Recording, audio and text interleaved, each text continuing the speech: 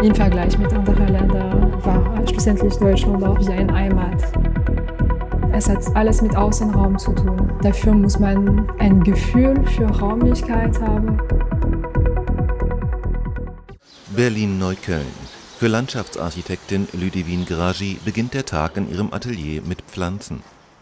Alle diese Pflanzen hier sind nicht gekauft, sondern Setzlinge, die ich manchmal so wie eine Mini-Landschaft zusammenstelle und beobachte, wie sie sich entwickeln. Das ist nicht unbedingt Teil meiner Arbeit, aber ich benutze diese kleine Mikrowelt als Experiment. Die Französin hat in Versailles und der Technischen Universität Berlin studiert. Seit 2008 lebt sie hier und arbeitet als selbstständige Landschaftsarchitektin. Ich bin eigentlich zufällig nach Berlin gekommen. Ich hatte nicht so große Ahnung von Deutschland grundsätzlich und von Berlin auch nicht.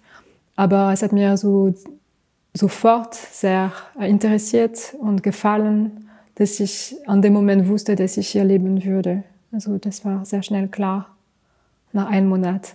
Es war auch sehr früh klar, dass die Sprache sehr wichtig ist, um sich zu integrieren und die Kultur zu verstehen oder wie Menschen ticken, wie sie sich ausdrücken. Das ist ganz wichtig.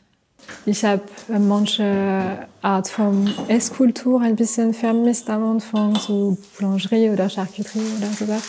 Aber gleichzeitig haben die Deutschen eine sehr starke Bindung zu Jahrzeiten und Ernte, so wie Spargelzeit oder Erdbeeren oder Steinpilze und Kürbis. Und ich fand das auch schön, das zu erleben. Das Atelier befindet sich im Schillerkies in Neukölln. Und am Ende der Straße ist der Tempelhofer Feld, was auch sehr schön ist. Ich teile dieses Atelier mit 2 japanischen Künstlerinnen und eine deutsche Künstlerin. Oh, genau. Und ein Tischler da im Keller. Es ist tatsächlich normal geworden, einfach am Tisch zu sitzen für ein Diner mit Menschen aus der ganzen Welt und einfach Sprachen wechseln zu können. Und diese Vielfalt bringt sehr viel Input und macht das Leben besonders spannend. Ich bin selbstständig, das heißt, ich kann meinen Tag ein bisschen selber planen und jeden Tag ist anders. Im Frühjahr oder Herbst gibt es oft Baustellen oder Termine mit Kunden oder Firmen. Wenn ich im Atelier bin, verbringe ich viel Zeit mit so Entwerfen, mit Modellen oder Skizzen oder Fotos, die ich vor Ort gemacht habe.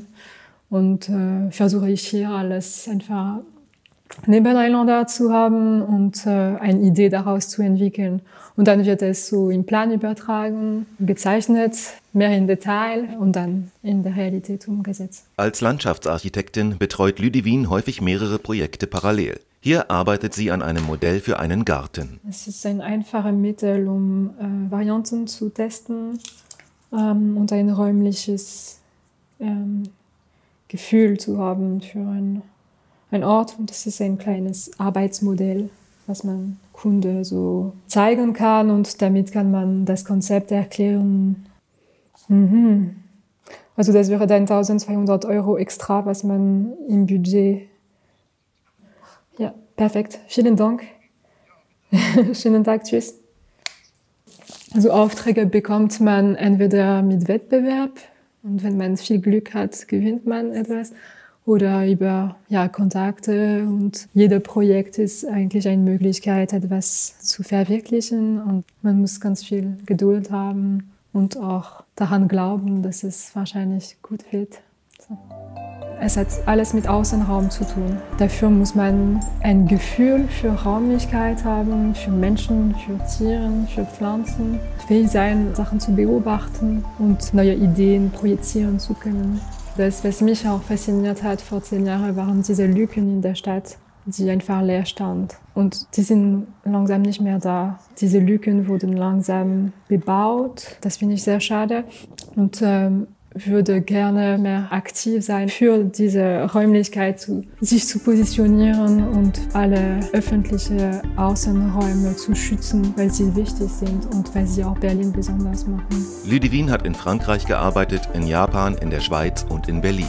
Will sie hier bleiben? Alles ist relativ, aber im Vergleich mit anderen Ländern war schlussendlich Deutschland auch wie ein Heimat. Ich glaube, man ist sehr flexibel, um sich anzupassen, wenn man Lust darauf hat. So.